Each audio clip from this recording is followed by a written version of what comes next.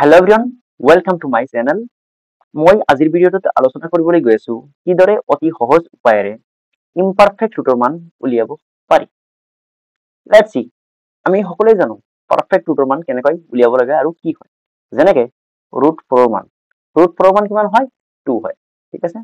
√9ৰ মান কিমান হয়? 3 হয়। √16ৰ মান কিমান হয়? 4 হয়। √25ৰ মান কিমান হয়? 5 হয়। √81ৰ মান কিমান হয়? 9 হয়। √169ৰ মান কিমান হয়? 13 হয়। এইবোৰ আমি মেক্সিমামেই জানো, বাট এইবোৰ আমি মেক্সিমামেই জানো, বাট আমাৰ অসুবিধা ক'ত হয়? আমাৰ অসুবিধা হয় যেতিয়া ইমপাৰফেক্ট ৰুট আহে। যেনেকে √26, √27, √37, √40, √99। যেতিয়া এনেকুৱা ইমপাৰফেক্ট ৰুট আহে তেতিয়া আমাৰ বহুতো অসুবিধা হয়।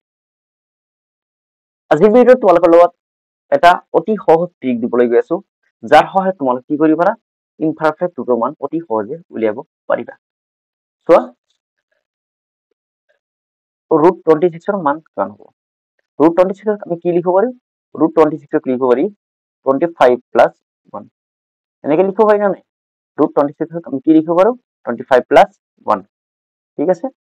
এতিয়া √25ৰ মান কিমান? √25ৰ মান হ'ল 5 আৰু 1 থাকিব দিয়া।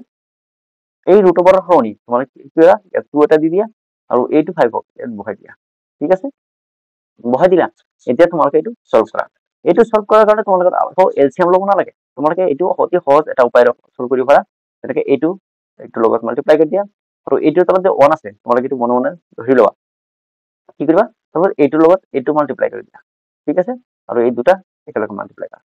এইটো সলভ কৰিলে হ'ব তোমাৰ 10 into 5, 50 plus 1 into 1, 1 divided by 1 into 10. ঠিক আছে, এতিয়া চোৱা তোমালোকৰ কি হ'ব? 51 divided by 10।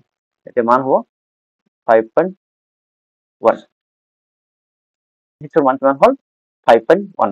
তোমালোকে কেলকুলেটাৰ মাৰি চোৱা, √26ৰ মান 5.1 আহিব। নেক্সট চোৱা, √40। √40 মান কিমান হ'ব? √40ক আমি কি লিখিব পাৰো? √40ক লিখিব পাৰো 36 প্লাছ 4। 36 প্লাছ 4 লিখিব পাৰো নাই? আৰু এতিয়া √36ৰ মান কিমান? √36ৰ মান হ'ল 6। এতিয়া 4 এনেকে থাকিব দিয়া আৰু 2 into 6 লিখি দিয়া। তো 2 4 2 এইটোৰ লগত কাটি দিয়া, 1/3 থাকিব। ঠিক আছে, 6 প্লাছ 1/3। এইটো আকৌ সলভ কৰা, এইটোৰ লগত এইটো মাল্টিপ্লাই কৰা, এইটোৰ লগত এইটো মাল্টিপ্লাই কৰি দিয়া। কি হ'ব? 18 প্লাছ 1 ডিভাইড বাই 3। ঠিক আছে, গতিকে 19/3। 19/3 মান কিমান হ'ব? 6.33। তোমালোকে কেলকুলেটৰ মাৰি চোৱা, √40 মান 6.33 আহিব। এতিয়া চোৱা, যিবোৰত মাইনাছ থাকে সেইবোৰত কেনেকৈ হ'ব? যেনেকে √99ৰ মান কেনেকৈ উলিয়াব? √99ৰ মান কেনেকৈ উলিয়াব পাৰিবা? এতিয়া চোৱা, √99ক আমি কি লিখিব পাৰো? 100 minus 1 লিখিব পাৰো, হয় নাই? 100 minus 1 লিখিব পাৰা। √100ৰ মান কিমান? √100ৰ মান হ'ল 10। ঠিক আছে, √1 এইটো 1 থাকিব দিয়া, 2 into 10।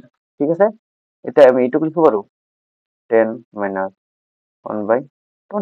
এইটো সলভ কৰি দিয়া, এইটোৰ লগত এইটো মাল্টিপ্লাই কৰি দিয়া, এইটোৰ লগত এইটো মাল্টিপ্লাই কৰা, এইটো কৰা। ঠিক আছে, কি হ'ব? এটা 20 into 10 200। ঠিক আছে, 1 into 1 1, 1 into 20 20। ঠিক আছে, এতিয়া হ'ব 199 divided by 20। 199 divided by 20 কিমান হয়? 199 divided by 20 হ'ব তোমাৰ 9.95। ঠিক আছে, তোমালোকে বুজি পাইছা?